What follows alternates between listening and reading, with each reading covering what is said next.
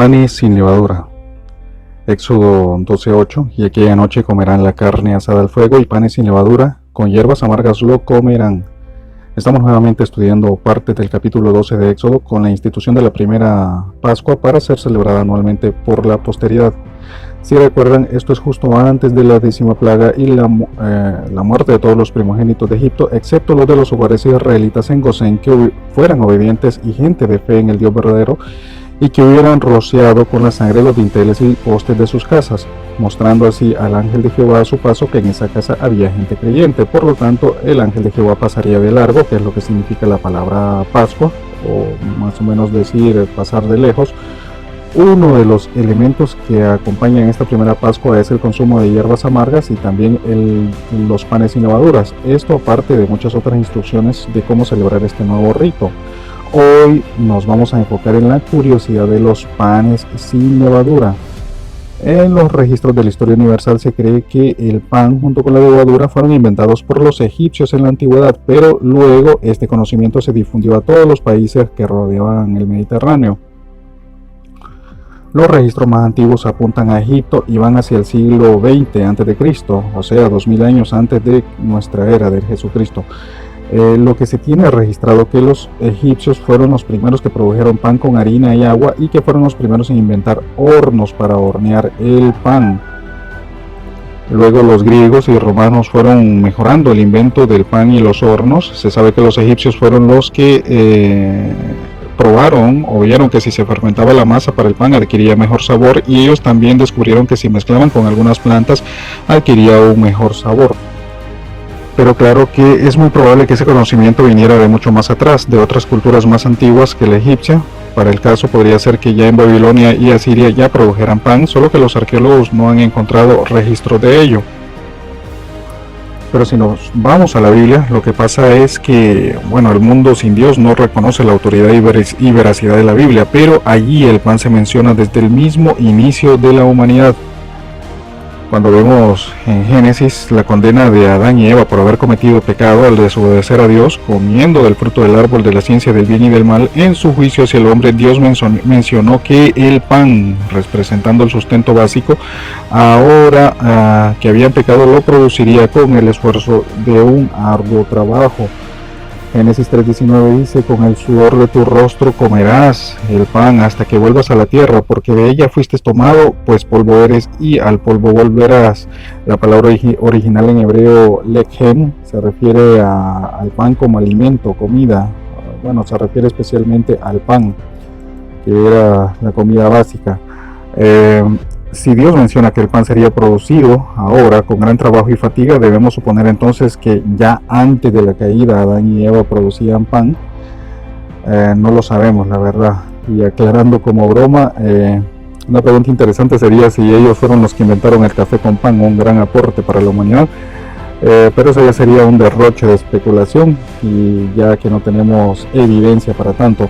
Un punto a favor de que es posible de que el pan ya existe en los tiempos de Génesis por Adán y Eva es que la capacidad intelectual de los primeros seres vivientes, Adán y Eva, hechos a la imagen de Dios, pudieron ser prodigiosas.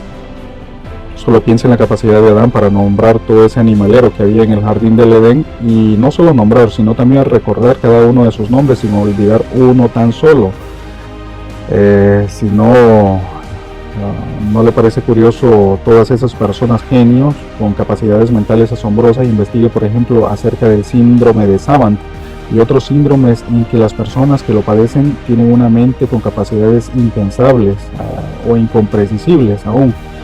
Además, los registros históricos de cómo los antiguos ya sabían de matemáticas, geometría, trigonometría, álgebra, astronomía, y estos conocimientos fueron mucho antes de la aparición de Pitágoras de Samos. Con todo lo anterior, no es del todo improbable que el pan ya venga desde el origen de la humanidad. Pero vamos a la levadura. ¿Qué es la levadura? Es un hongo, un organismo vivo. La levadura con la que se hace el pan, queso, todo eso, son organismos vivos que causan la fermentación en los productos orgánicos naturales cuando son mezclados. La levadura puede hacer crecer una masa de cualquier cereal, como también puede transformar el azúcar en alcohol y en dióxido de carbono. La levadura en la Biblia es siempre símbolo de pecado, de contaminación, de un falso crecimiento, de un gran volumen pero de un peso ligero, es decir, de mucho bulto pero poco peso. La levadura se debe interpretar siempre en la Biblia como símbolo de pecado y contaminación. Volviendo al pan. Después de mencionarse el pan en Génesis 3, se vuelve a mencionar solo ya en los tiempos de Abraham, ya unos 2000 años antes de Cristo, y para ese tiempo ya Egipto estaba en pie como un imperio. Para el tiempo de esta última plaga, Dios les manda consumir el cordero pascual con panes sin levaduras y hierbas amargas. El simbolismo del pan sin levadura apunta a la pureza y la santidad de nuestro Señor Jesucristo, que habría de venir a este mundo unos 1500 años después de esta primera Pascua. Como sabemos, los que conocieron y convivieron con nuestro Señor por 3 años y medio, ninguno pudo registrar de él pecado alguno. Él mismo se atrevió a decir públicamente: ¿quién me redarguye de pecado? Es decir, ¿quién me convence de reconocer que he pecado? Juan 8:46 dice: ¿quién de vosotros me redarguye de pecado? Pues si digo la verdad, ¿por qué vosotros no me creéis? Ese pan, Cristo, así como el maná del cielo, provisto desde el cielo, Jesucristo habría de ser quebrado por el bien de la humanidad en la cruz para que tú y yo pudiésemos tener posibilidad de salvación de nuestra condena eterna por el pecado en nuestro ser. Jesucristo sabía que nadie podía acusarle de ningún pecado sin que estuviera a su vez mintiendo. Para poder juzgarle, los religiosos de turno tuvieron que pagar testigos falsos que dijeran mentiras sobre él y torcieran lo que había dicho. ¿Qué otro personaje de la historia de la humanidad ha tenido un caminar impecable, intachable o tan irreprochable? ¿De verdad hay otro como Jesucristo que no hubiera cometido ninguna falta? Sabemos que muchos personajes históricos, por muy buen líder que hayan sido, por muchas cosas buenas que haya hecho, siempre hay algo en lo que procedieron mal. Jesucristo nunca cometió pecado, ni había falsedad en su boca o en su actuar, ni tenía la posibilidad de hacerlo, ya que era Dios y no podía proceder en contra de su naturaleza, si es que se puede usar una palabra o ese tipo de palabra para Dios. ¿A qué otro personaje quiere usted comparar a Jesucristo? ¿Hay de verdad algún otro que concordaría al 100% entre sus palabras y sus hechos? ¿Hay algún otro que tuviera tan alto nivel de cordura y claridad entre su figura pública y su vida privada? No creo, la verdad, que lo haya. No creo que haya otro más digno que Jesucristo para imitar sus pasos.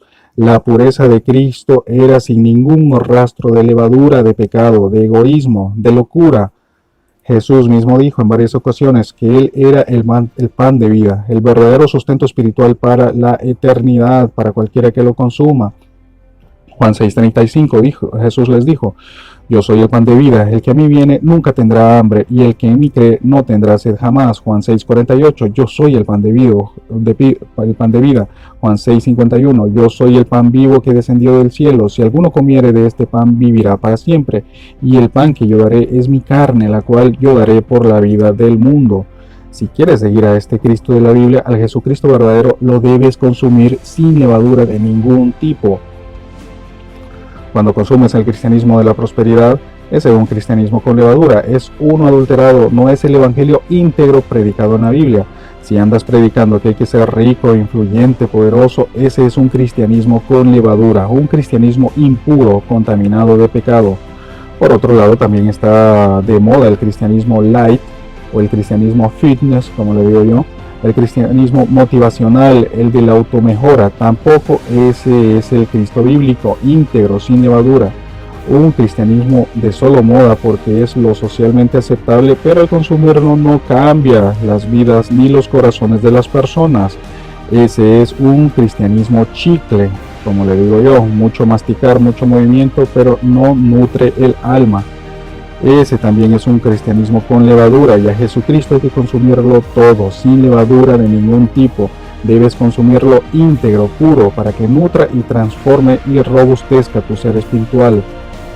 Cuando estás redefiniendo el cristianismo a tu manera y te autodenominas cristiano, pero en tus propios términos, ese también es un Cristo con levadura. No es como tú quieres inventar tu propia verdad, la verdad es como Dios dice que es en la Biblia. Deja ya de consumir un Jesucristo con levadura, consúmelo íntegro, completo, sin adulterantes, como está en la Biblia. Lee tu Biblia y consume al Cristo verdadero, el que dice Yo soy el pan de vida, el que a mí viene nunca tendrá hambre, el que en mí cree no tendrá sed jamás.